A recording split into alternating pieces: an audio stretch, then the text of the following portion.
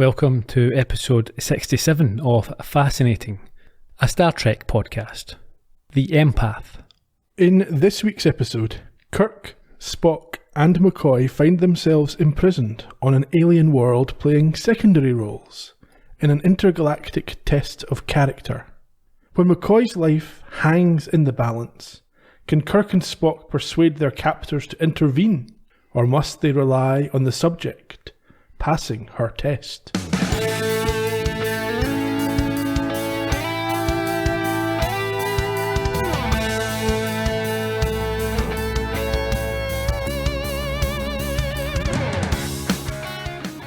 I live? Well, you could use some time in a decompression chamber, but otherwise I'd say your recovery's just about miraculous. I wish I could take the credit for it, but she did the work. Good evening, Ian. How are you? I'm not too bad. How are you, Gerry? Miraculous. She did the work though. Always. She always does. Oh dear. I thought this episode was staged like it was a play. I thought it was like they only had the sound stage of the studio and they made do with what they had. Yeah, I think you could put this on in a theatre, this episode. No, you certainly could. Not sure if you'd want to.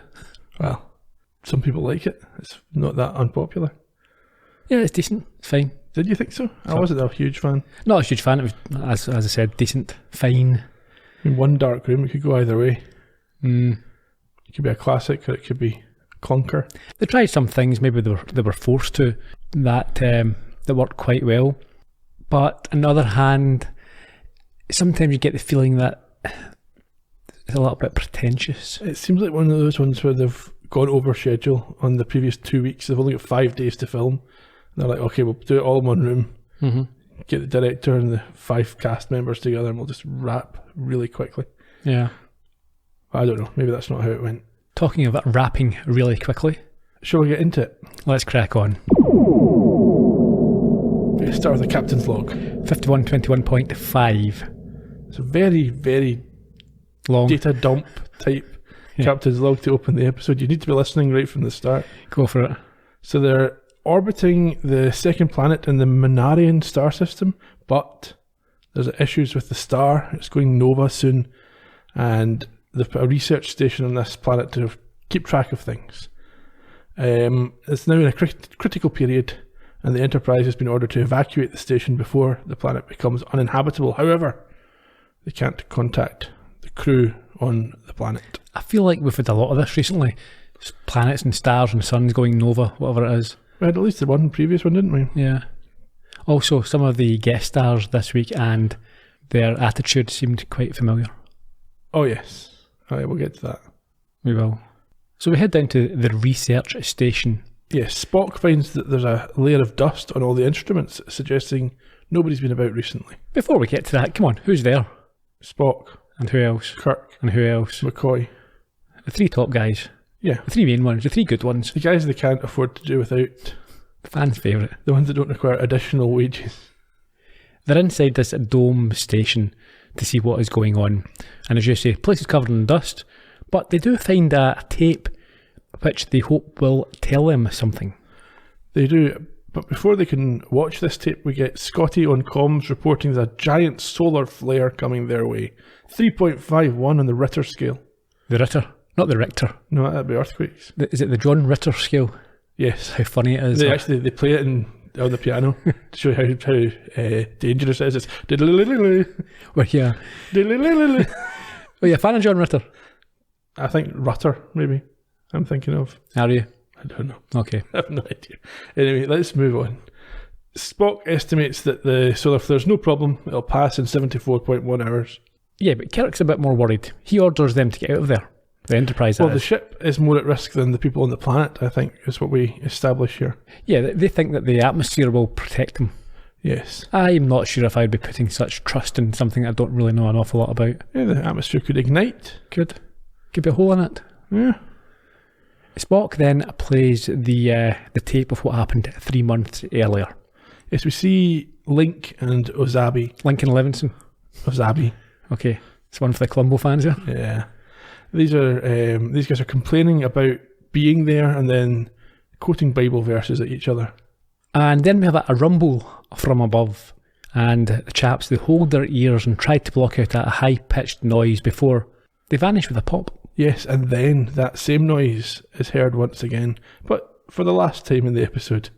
Yeah, I think the rumble comes back later, but not the high pitch. Yeah, it must be a one-off to give them a warning. Anyhow, Spock vanishes as he's trying to find out the source. McCoy then vanishes, and when Kirk calls out for them and tries to leave, he too vanishes after falling back onto the floor. We have the credits, and we return to a cavern. A huge room. The three of them wake up on their backs in a darkened room, and Spock tells Kirk they are 121.32 metres below the surface and were beamed down by a mechanism similar to their transporter. I quite like that. It's not some kind of strange and mysterious explanation. They've not been magicked by aliens with super teleportation powers. They've just been beamed there by a transporter a bit like ours. He then picks up a life form which, although humanoid, is not human. So phasers are set to stun and they proceed forward. We should say that McCoy's been at this time checking on a fairly significant cut that Kirk has sustained. That's the point, yes. It's quite hard, I thought, to get a sense for distance in this black. Well, I think within the scope of the episode, it's meant to be like that. I think that's what the sense of distance and proportionality, especially we see that at the very end. Yeah, it's all kind of skewed. I think it's meant to be discombobulating. That's kind of what they're going for. Mm-hmm. They come across this life form. It's a young woman, apparently, lying on what could be a bed. It's some sort of carpeted platform. Yeah. It's in a cross shape, I think. Of some kind, yeah. Mm-hmm. Spock warns the very casual McCoy that she may be dangerous. Yeah, but McCoy has done his assessment. He's decided she's perfectly safe because she's pretty. It's always the case. The pretty ones are never trouble. Never, not in Star Trek. No. She then raises herself. Well, before she does, did you like Spock's chastening comparison? What was that? He says that the sandbats of Monarch 4 appear to be inanimate rock crystals until they attack. Well, we all knew that, obviously. She, I say, raises herself like she's performing some sort of modern dance art piece. Yes, it's a sort of ballet-style awakening. It is. And I think it's worth noting, I really enjoyed her performance, and interestingly, without giving away any spoilers, she doesn't utter a single sentence, I think a single word in this episode. It's obviously quite a challenging acting task. She does have to convey a lot of different emotions. Well, maybe not a lot, but a few. Extreme emotions. It's a lot for guys like us to get our heads around, you know. We're like one emotion at a time. Unlike these women who can cope with 2 or 3, sometimes even 4. Yeah, but we can. We're more analytical and we can park cars better. Indeed. So it all balances out, doesn't it, really? Spock at this point warns that the woman may not be native to the planet, but despite this, they put their phasers away. Yeah, Kirk goes over to her, tells her they won't hurt her. Well, yeah, maybe. So he says, for now, we don't intend to, but I might have to punch you. And asks if this is her home. But when he gets no response, he looks to Spock, who confirms that her type could not have evolved on this planet. So Kirk tries once more to communicate with her. Are you responsible for bringing us here? Don't be afraid. Bones, what's wrong with her?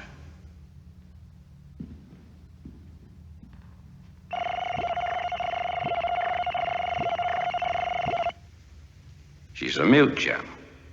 No vocal cords. Not even vestigals. And I don't think it's a pathological condition. Explain. Well, she appears to be perfectly healthy. For the other, her lack of vocal cords could be physiologically normal for her species, whatever that is. A race of mutes. Like the civilization on Gamma Vertus 4. That's my observation, for whatever it's worth. Without speech, how's she going to be able to understand us? Unless she's a telepath. An unlikely possibility, Captain, since over 98% of the known telepathic species send thoughts as well as receive them. She's made no attempt to contact our minds. Well, we can't keep referring to her as she, as if she weren't here. You have any idea? Well, I don't know about you, but I'm going to call her Jem. Jem, Doctor? Well, that's better than hey, you. I want to know why we're here. I want to know what's going on. And she knows. Okay, one slight issue or point to raise here. Kirk wonders how, if she is a mute, they're going to be able to communicate with her. But that is on the assumption, as we've seen in the past, every time they come across an alien species, it's able to speak English. Yeah. It would, might not be able to understand them anyway. Yeah. Oh, I mean, you take his point. If the entire planet are mutes, she wouldn't have heard anybody speak previously. Or have any sense of how to understand words. I was expecting Spock maybe to do some sort of mind meld and try and get inside her head. That would have been sensible. Yeah, but no. No. Not this week. No. We heard the noise at the end of the clip there. It's the appearance of two big heads. Yeah, they look very similar to the Telosians that we had before. Well, I've got here yet. That's the note I've taken. But they're not Telosians. They're not. They're Vians. They're holding... Completely different species. Of course, not from the... What have we got, guys, in the props department? Not quite as big-headed or brainy.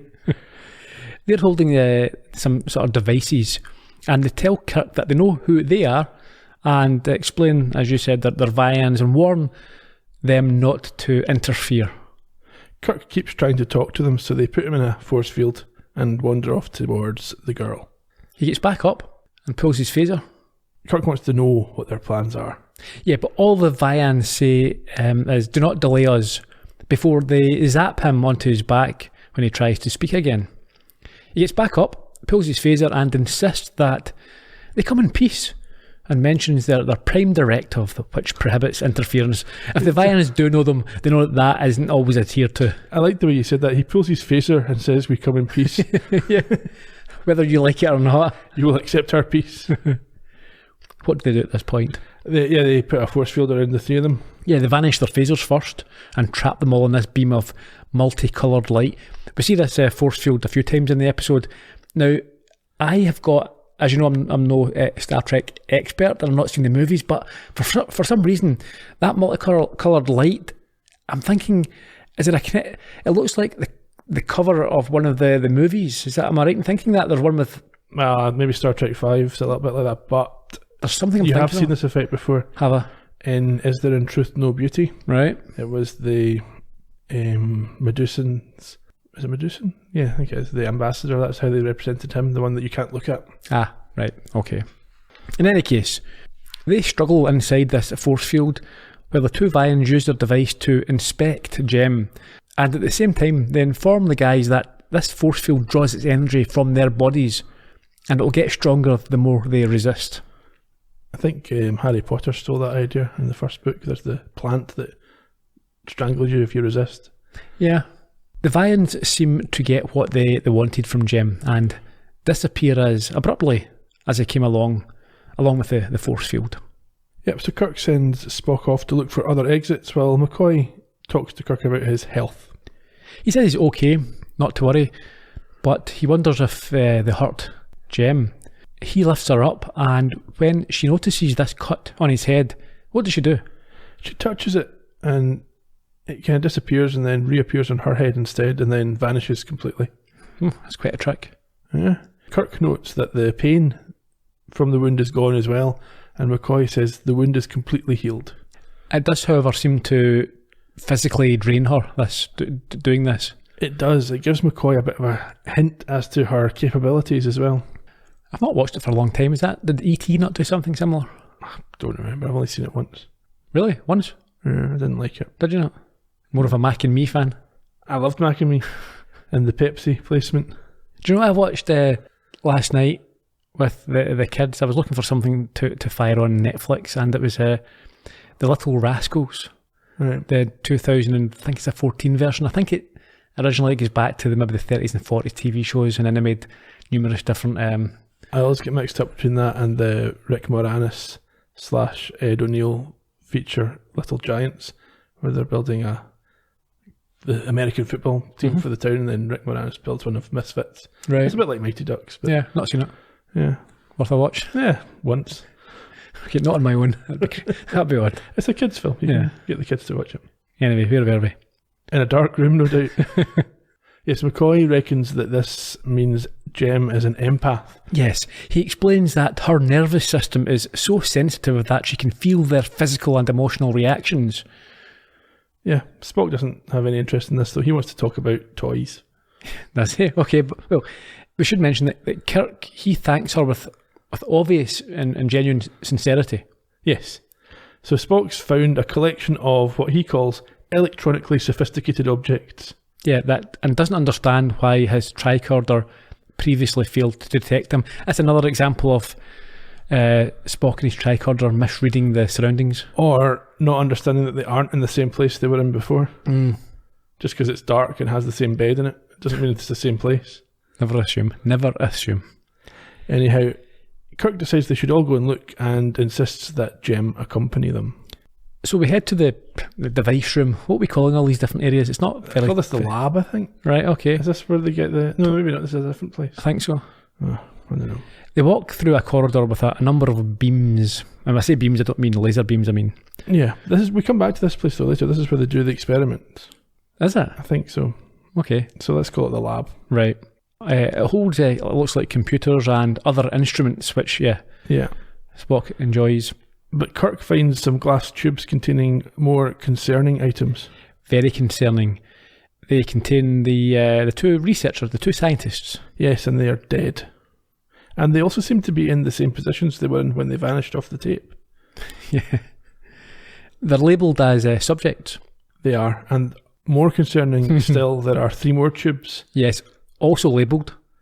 Kirk, Spock, McCoy. Ah, okay.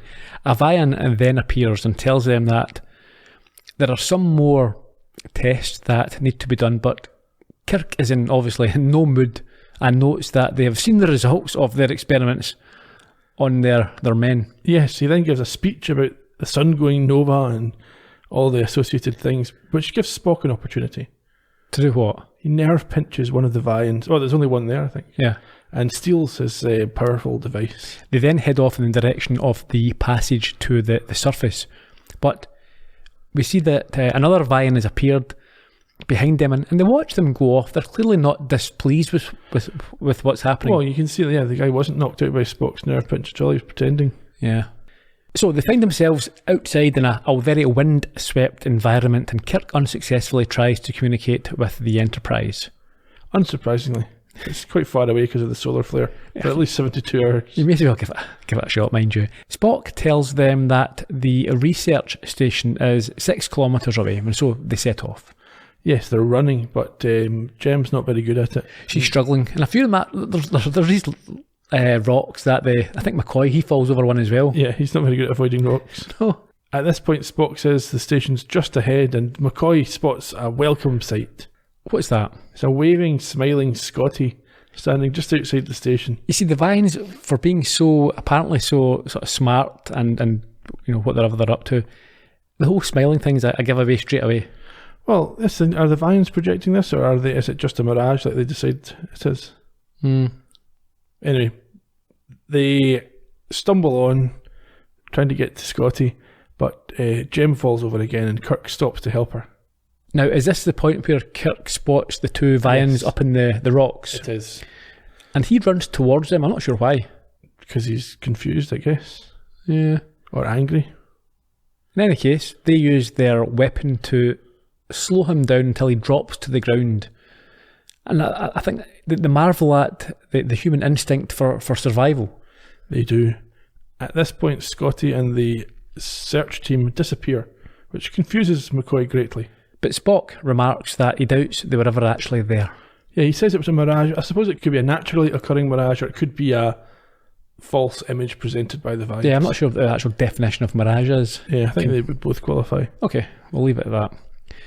Jem catches up with him and signals to come back and help as Kirk is in trouble. So over at the rocks, he is to be found still rolling about in slow motion. He asks Spock what happened with Scotty. And is told about the mirage. And they then hear the voices of the Vians who explain that they only want one subject. The others may go. Yes. Kirk agrees over McCoy's objection, and Spock is denied permission to be the specimen himself. And they two walk off and are immediately vanished. Along with Jem. Yep. Kirk, clearly worried about this because he thought, they would just be left, demands to know what happened to them, but is told they're safe. Yeah, the Vians show no remorse at all for having immediately broken the promise they made to him. This, however, is not enough for Kirk, and he charges at them, only to be vanished by a zap. I mean, I'm not sure what else he would... What did he think was going to happen? No, that he would sort of rugby tackle them to the ground and defeat them? Yeah, knock them out with a couple of punches. I don't know. He is a fool, sometimes. We take a short break to visit the Enterprise. Yeah, where Sulu confirms to Scotty that they will be in no position to move into orbit for another 17 hours until the storm passes. Yeah, the flares are now 2.721 on the Ritter scale. You'd expect Scotty to find some work to do. He's quite a diligent chap, but he tells Sulu that so long as they're stuck, they may as well relax. And he pops open a scotch. Again. Sulu wonders whether the landing party could be in danger, but Scotty says it's unlikely, and Kirk's probably more worried about them. And we immediately see this is not the case, as Kirk is oiled up, strung up, and is being tortured by the Vians, as Jem watches on, and it appears she may actually quite like it.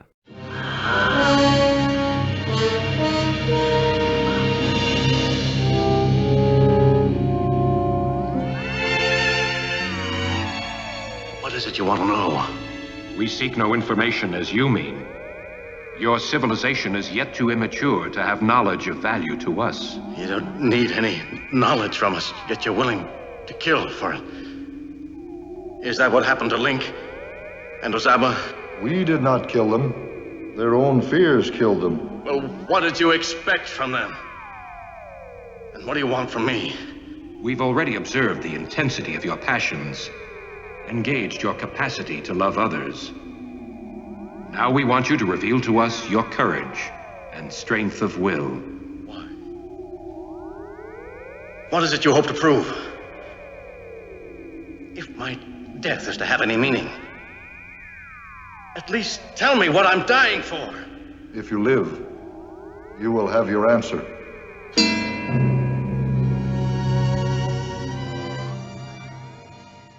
Obviously, I was joking. Jem didn't appreciate it, but I think she did quite like to see Kirk with his shirt off. Did she? All women do. All women do.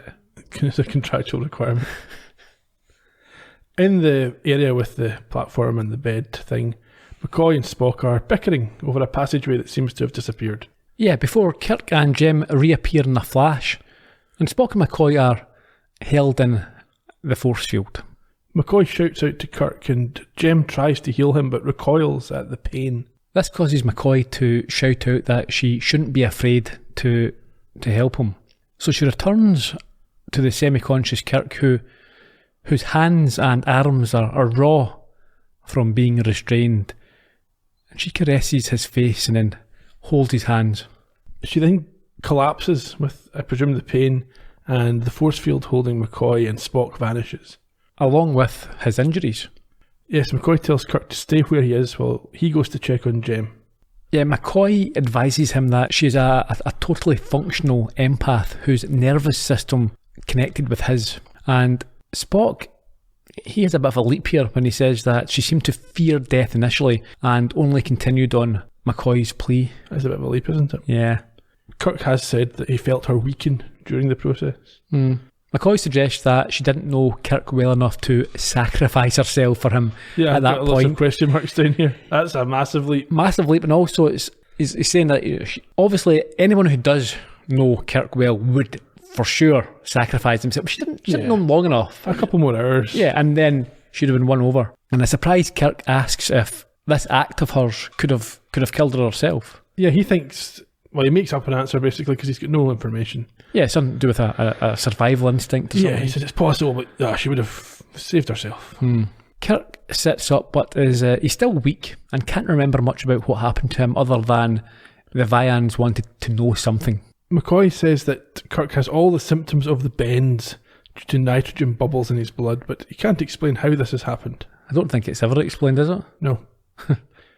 He then tells Kirk that he will live, but he could do with some time in a decompression chamber. That's Not the sort of thing you want to hear when you've got no decompression chamber around. No, we heard that at the top of the show. Yeah. He gives Jem the credit for Kirk's miraculous survival. Spock then points out that there was a flash of light just before Kirk returned. And he continues, even although McCoy, for some reason, tries to dismiss his... Yeah, McCoy's furious for no apparent reason. Oh. Don't be so analytical. What? It's like, don't try to find out what's going on. This is exactly when you want to be analytical. Yeah. Well, you always want to be analytical, but especially now when you're in a problem situation. Yeah, it was an odd... It was almost as if the writers felt that they had to put in this... Conflict. Yeah, just because it's now a trope. Kirk actually tells McCoy to shut up and go away. And Spock concludes that the light was an energy transfer point linking the device they have taken from the Vians to its power source. Again, I think he's just guessing at this. Yeah, it's made up baloney. Of course it is. Spock, though, thinks he can adapt it to work for them, and Kirk wonders whether it could be used to leave, which Spock thinks is probable.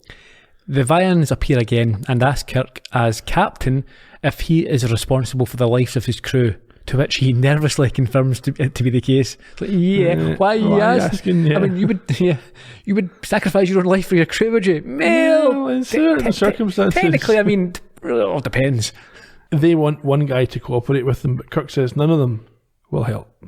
They ignore this and state that on resumption of their interrogation, he will decide which of them they will use, and it is essential as there is an 87% chance that McCoy will die, and additionally, Spock won't, but there is a 93% likelihood that he will be brain damaged, resulting in permanent insanity. Well, Kirk then obviously would choose himself, as he always does. Okay, so what would you do in that sort of situation? If you're offered the chance, there's 80% chance of dying, or a certainty you won't die, but 93% chance that you'll be permanently insane, what would you go for? Oh, 83 is smaller than 93. Yeah, but would you want to live with permanent insanity? No, I would go the other way. I would go with McCoy because 87% is a better odd. Yes, but obviously death's more severe than insanity. Is it though? For Spock, it might be the same. I suppose, in terms of insanity, it really depends. I'm not sure how it affects you. I mean, you might be insane, but you could be insanely happy. You could think that there's little pixies not running around and you're quite content. He could be like a mad scientist. Yeah. Yeah, well, maybe we'll go with that then. But maybe not. He didn't say what type of insanity. It could be murderous insanity. You're always thinking that the goblins are going to stab your eyes out every second of the day. Yeah, so you have to kill everybody. Yeah. Because they're all in it. Anyway, later on. Spock isn't making any real progress with this device he's trying to unravel. No, so McCoy puts extra pressure on him by reminding him that the Vians will be back soon. Yes, he then laments how unnatural it is to be so far underground, only to be shut down by Kirk, who points out that they live in space. I quite like that.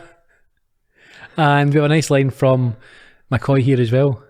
Yes, Spock says miners spend their lives underground, and McCoy notes that he's a doctor, not a coal miner.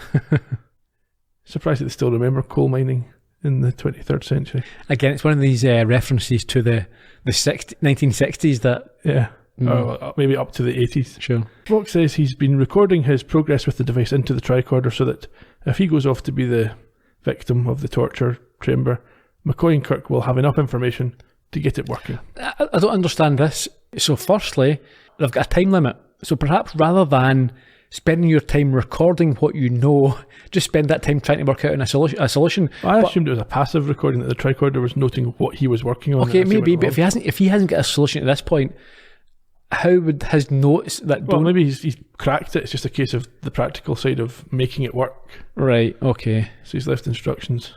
But I worried McCoy points out that he's not a mechanic. However, Spock insists that between him and Kirk, they should get it sorted. Yes. Now, during this conversation, we see Jem. She's watching on quite intently. She's taking this all in. She is, and Kirk as well is observing the two of them. And it's now the time when McCoy puts the others first. I think he states that Spock should be leaving with... It's the logical thing to do for Spock to leave with Kirk and for him to remain behind. Yes, but Kirk insists it's his decision, a bit like in the immunity syndrome. Yeah. And he'll take it at the appropriate time. He then sits down holding his stomach, and McCoy goes over to him and administers a cheeky shot.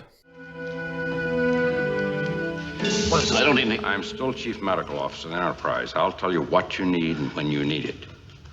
Would you rather have the bends That's it. Just lie down and relax. How long will he be asleep, Doctor?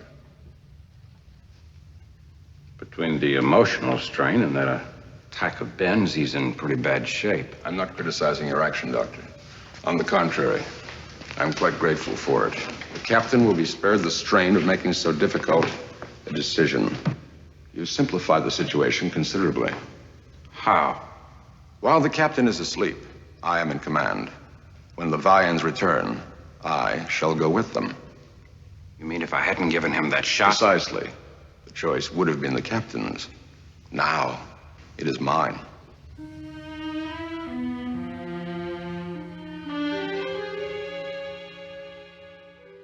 This self-sacrificing behaviour seems to impress Jem.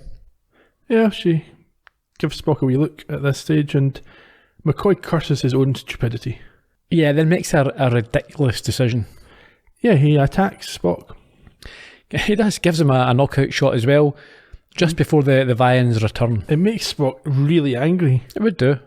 He tells McCoy that his actions are unethical and that Spock's orders stand. However, he then passes out. You see, you can't. This is mutiny, effectively. Yes. You can't say, oh, if the captain is out of commission, it'd be the equivalent of the vice president knocking out the president and saying, well, you know, if they're out of commission, I'm in charge next, so it's all fair. Oh, exactly. McCoy says not this time. But I think McCoy doesn't really care because he's going to be killed by the torture anyway, so no one's going to punish him. He tells the Vians on their return that the choice is made and instructs Jem to stay with Kirk and Spock. Yeah, they'll take care of her. And she shows that she understands through a tear which trickles down her cheek as McCoy and the Vians disappear. Short time later, back in the lab, we see McCoy strung up and suffering. Yeah, he's in the same position that Kirk was in previously. They apologise and insist that it is the only way for them to accomplish their purpose. But McCoy, he tells them to get on with it. And so they use their device, which causes him to recoil in pain. Yeah. I wish he hadn't said that. Just keep your mouth shut. Back in the other area, Spock is questioned by Kirk, who can't believe he let McCoy take this punishment. Yeah, he's working on the device and explains that it is a control unit, but not a control mechanism. Yes, he also tells Kirk that he was persuaded the same way that Kirk was, by means of hypo. Now, this device, apparently it is attuned to a single pattern of energy, the mental impulses of the person who possesses it, and it is activated by mental commands. Yes, it'll need to be adapted to one of their brainwaves, but Kirk is curious. Why? In what way? He wants to know, or at least he wants to think about why they've been allowed to keep this device. And Spock offers that the only logical assumption is that they wish to let them go and keep McCoy. Again, I think that's a bit of a leap. It's not the only it's not logical at all, no. No, it's not certainly not the only. One possible solution. Yeah. Kirk identifies Jem as the crux of this matter, and Spock agrees. Yeah, they note that even before they arrived, she was a prisoner, although they didn't hurt her. Yeah, so Spock claims that she must be essential to their purpose. And as Kirk looks and holds her, he wonders if all the pain and the terror that happened was for her. Spock, however, interrupts that thought by saying he's finished working on the device, but warns that it may only be capable of one use, although it should be enough to get them to the Enterprise. Kirk instead orders Spock to take them to the lab so they can help McCoy. A bit of a faulty face. Yeah, and I think at this point, Jem, she walks over and picks up the tricorder to hand it to them, which makes Kirk smile and remark that the best defence is offence, and he intends on starting to be offensive straight away.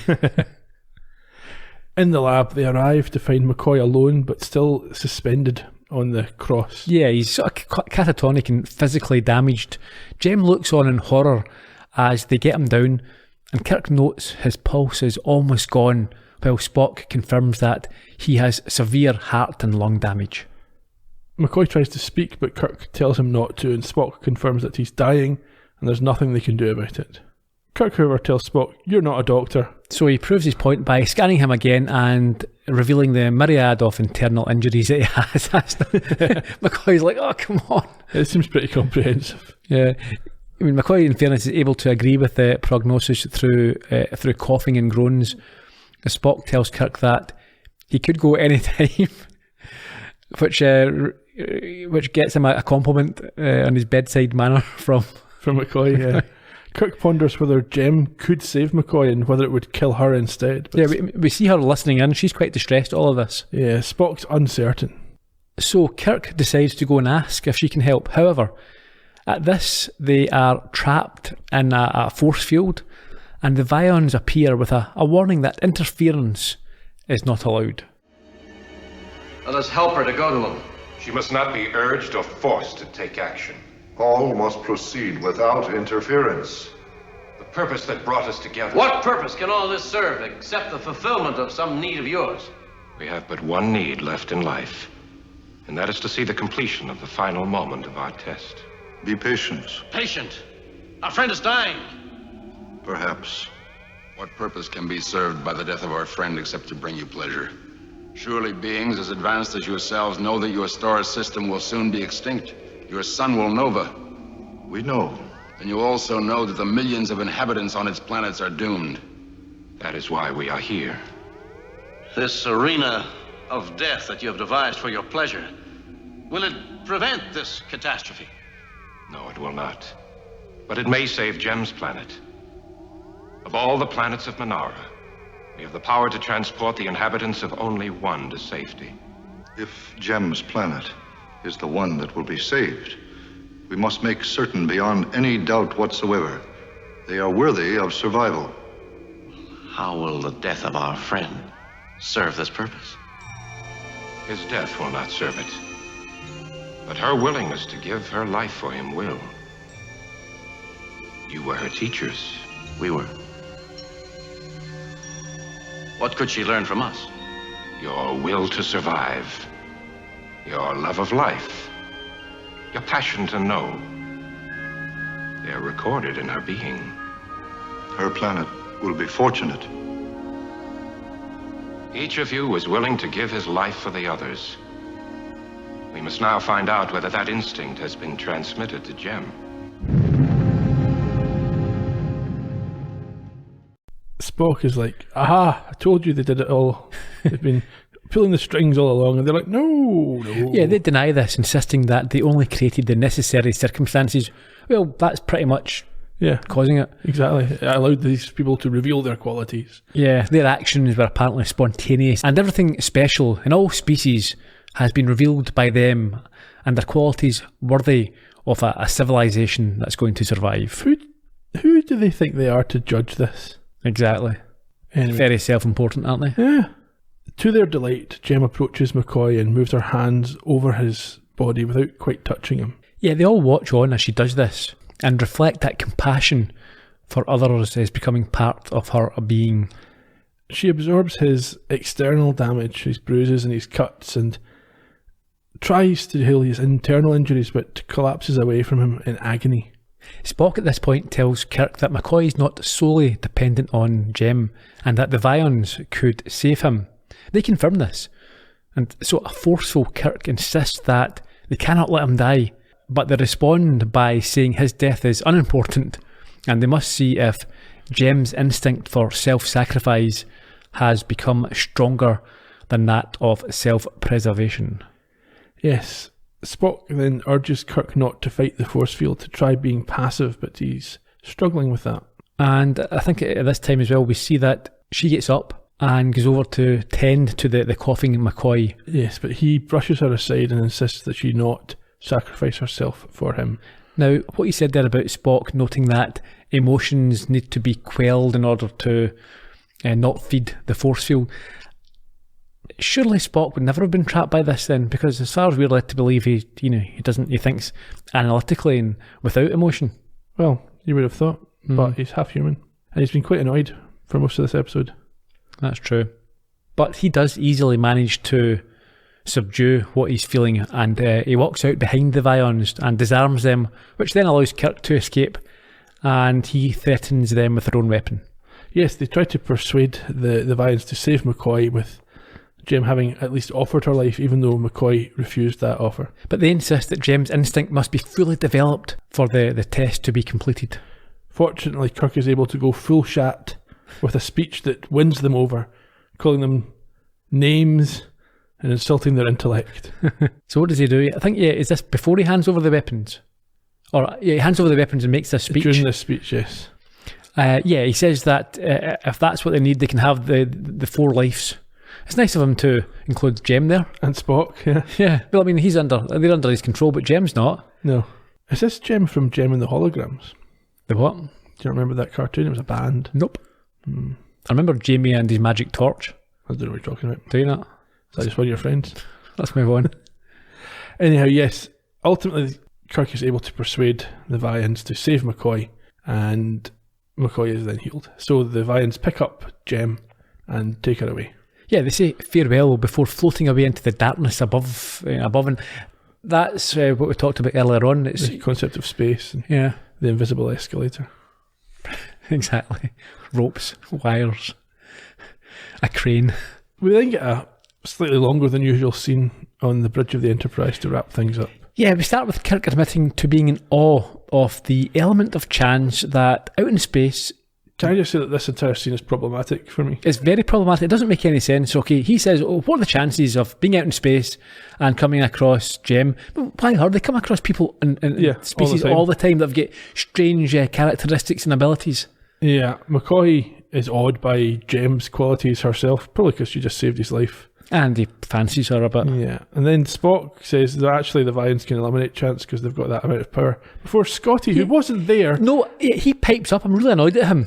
What does he say? He jumps in with a random misogynistic possessive comment about Jem being a possession. Yeah, she was a pearl of great price. And I think even Kirk says, what are you on about? Yeah, he says, if you find one, you sell everything and you keep it. Says, you didn't see her. No. You don't know anything about her. But we know he's a bit creepy and possessive when it comes to women. He's probably projecting from some other woman that he's thinking about. Yeah. She's lucky she would have been ripped if it was he'd had his chance. Anyway, Kirk agrees, yeah, she was great value. And McCoy then tries to change the subject by pointing out that he was finding it fascinating that the Vians valued emotions over everything else. So Scotty jumps back in again to have a go at Spock, who's done nothing to him, saying, perhaps this should be told to the Vulcans. So Kirk tries to diffuse it a wee bit by making a joke out of it and asking Spock, who quite cleverly promises to give the thought all the consideration that it's due. Yes, sardonically he announces that and walks off. It's contempt in his voice. Yeah, children. Yeah, I mean Scotty really doesn't. He's I think he's actually completely drunk from the relaxation he was having earlier on. Yeah, there's no other excuse for this behaviour. What are you saying? You go away, Scotty. It's nothing to You're do not with involved. You don't know this. You weren't part of this. You were barely in the episode. Exactly. He's trying to feel as if he's part of the gang. We're back now. You can go to engineering. Anyway, Sulu's told to set off at Warp 2 and they do so on another adventure. That's the end. It was, as I said at the start, in my opinion, a perfectly fine episode. My first question that I've written is, at what point did you lose interest in Jem's story? Yeah, well, that's it. It never really, it didn't grip me. I wasn't that concerned about finding out what was going on here. You're not particularly pleased that her planet's going to be saved? No. I mean, she seemed nice enough. Yeah. And as mentioned, I thought it was a good performance by her with her, the limited opportunity she obviously had to emote. Yeah. Do you think it made sense for McCoy to have called her Jem when they're in a room with only 3 other people and one of them's called Jim? No, I thought it was an odd choice. You're thinking if you're going to just, if you're going to use a female name, you go with the standard sort of Jane, Mary, something like that. Jem's it's almost as if, who's Jem? No one. She's of great value. Value, yeah. Someone like a childhood crush you had. We'll call her Jem. Did you say Jim? No, Jem. Which? Who are you talking to? Yeah. I'm surprised they didn't call her Pearl. Do you think the test that she was given was fair? No, I don't think it was fair. I don't think they should have had the authority to be doing this sort of test. No. Who are they to assess who's worth saving from a nova? Just say, if you can save folks, save them out of the goodness of your heart. Big massive heads. They were not of the quality of their lookalikes. No. Yeah, they weren't likeable people. I mean, they weren't out and out villains. They were almost It's like they valued emotion but had no empathy of their own Yeah. for anybody. They But just wanted everything to be proven. is that not the point? But they don't have emotion there. They're just thinking. But why? Yeah, if you don't have any emotion yourself and you only think with intellect, you only think analytically, why would you even be concerned about emotion? Yeah, why would that be your test? I don't know. But it was fine. Like I say, it's a bog standard sort of episode. How it felt had a different atmosphere to it because of the set, I think. Yeah. Not one I particularly liked. It's fine for a one-off. I wouldn't want to see many more like that. It's not on my top 10. Oh no, no. But I wouldn't put it in my bottom 10 either. I might sneak in there. You think? Yeah. Okay. There aren't 10 bad episodes so far. Should we do some trivia? Go for it. Do you have any trivia? Lincoln Levinson. Right, original air date 6th of December 1968. Directed by John Ehrman. Herman Munster. He went on to Herman's Head. No, sure. Did you ever watch that? Herman's Head. No. It was really good. 90s show about a guy who had 3 or 4 different people living in his head. You had the It's like the being John Malkovich. yeah, the nerd and the thinker and the ladies guy. I'm sure I used to watch a cartoon and it was like inside the human body. It was all the different blood cells and stuff like that. Right. It was like that, yeah. Except I think it was a blonde I used to really fancy. Anyway, John Ehrman won a Primetime Emmy for 1983's Who Will Love My Children, but this was his only Star Trek episode. He also worked on shows like MASH, Roots and The Outer Limits. And he died in 2021 at the age of 85. More about him later. The episode was written by Joyce Muscat. This was her only screenwriting credit, not just for Star Trek, but at all. She submitted this script on an unsolicited basis and it was purchased on the recommendation of producer Bob Justman. And she's one of only 4 amateur writers to have had a script purchased for use on the series. I wonder if it was a one-off purchase or does she get royalties for it? Oh, hopefully she gets Did more. it set her up for life? There's no information about her being dead or alive or when she was born available on the internet. She's that low profile. Let's just assume that she's dead. Catherine Hayes played Jem and accidentally signed a contract based on words. No, she wasn't. That would be unfortunate. This was her only Star Trek appearance. She also appeared on shows like Mannix and Law and Order, but it's likely best known for appearing in almost 1,700 episodes of As the World Turns. She's now 88 years old. Never seen a single episode of it. I'm sure it's brilliant. Probably. It's a daytime crap, is it? Yeah. Okay. Alan Bergman played Lal, who's one of the Vians. This was his only Star Trek appearance, but he also showed up on series like Bonanza, Ironside and Mannix and died in 2017 when he was 89. The other one was Willard Sage, and it was called Than, apparently. This was again his only Star Trek role, but he also appeared in shows like Gunsmoke, The Outer Limits and The Man from U.N.C.L.E. He died in 1974 at the age of 51. That's not too old. No, but there's nothing about it available online. Davis Roberts played the unfortunate Dr. Ozaba who liked to quote from the Bible. Levinson. This was his only Star Trek role, but he appeared on series like Ironside, T.J. Hooker, and 2 episodes of Columbo.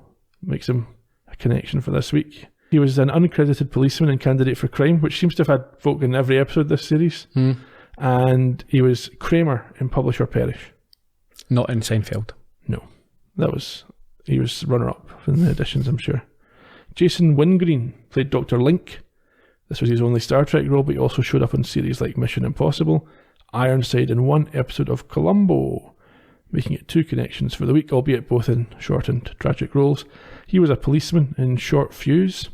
Oh yeah, I remember him. With the cigars and everything going on. The tight trousers. That's what we always refer to him. It's the only thing that people remember. A few more bits and pieces. There are some similarities in this episode to a 1963 segment from The Outer Limits, which also featured Willard Sage, was also directed by John Ehrman, and was also produced by Bob Justman. Maybe John Ehrman was like, because of the way the Americans say Herb. Maybe it's John Herman, but they call him John Ehrman. Yeah, maybe. This was another one of the episodes that the BBC banned until the early 90s. It's ridiculous. Due to the sadistic violence. See, that sounds, if you're not from here, you would think, oh, they must be really sort of puritanical, but there was a lot worse than that on in the 80s and 90s. It's not like everything was bad. This was the sort of the level we're at. Yeah, I believe it was shown on Sky One before the early 90s, or earlier in the early 90s than the BBC. Yeah, I mean, maybe it's because it was considered a kid's show. Yeah. Sky One doesn't exist anymore as of next week, I think. Does it not? They're mothballing it. Are they? So where are all the shows going, I think? There's new channels. Is there? Yeah. Sky Bang or something stupid like that. Is that not? Is that a pay-per-view adult only show? Do you get to phone up ladies within? There's certainly they've got Sky documentaries and Sky Crime, which had some good Sky programs. Crime's okay. Yeah, it's quite good. Yeah, but I'm interested in Sky Bang. I don't think it's called Sky Bang. It's called something stupid like that. Okay. It took 8 hours to film the progressive adoption of The Wounds by Jem, during which period Catherine Hayes had to be strapped to a board so that the effect would work. Like her face wasn't allowed to move at all. She didn't have to do this one. They wanted to torture her. John Ehrman, the director, reportedly refused to return to the show due to how William Shatner and Leonard Nimoy treated him. Oh, why? How did they treat him? They were mean. Are they? They weren't taking any instructions or anything else from him. No nonsense. Yeah. It's their playground. Maybe he deserved it. Maybe. I mean, you look at he looks like more of a theatre director, the way that he put that together. You see, the thing is, with TV shows, directors don't really direct in the same way that you would in a movie.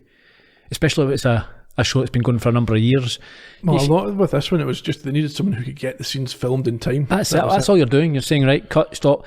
You're not, I think in TV shows, if you get a director who comes in and thinks they're Spielberg and trying to give notes and different weird camera angles, and you're not performing it differently. It's like, listen, I know, like, you can't tell Shatner or Nimoy how to play Spock and Kirk. They know what they're doing. You can't direct them on that. Give me more passion, or that's not how he would do that. It's like, beat it, you're on for 1 week. We're the bosses. We know these characters. Yeah, just you line up the cameras and call action. Somewhat bizarrely, this was DeForest Kelly's favourite episode. I think he had a fairly prominent role. Maybe that was it. Yeah, maybe. I thought you would have preferred For the World is Hollow and I've Touched the Sky. But then he was terminally ill in that one. He was almost killed in this one. Yeah. It's like the lung damage. In terms of international titles, we got a few this week. In Italy, the episode was called Il diritto di sopravvivere, which means the right to survive. In German, it was the simpler Der Plan der Vianer, the plan of the Vians. And in Japan, they opted for Kosei Minara no Seiti Chiken, which translates as medical experimentation on living persons on Minara. Why do you put an accent on for the Japanese version? You don't for the other? Because I looked up the pronunciation for the Japanese one because it's harder. Okay. It's as simple as that.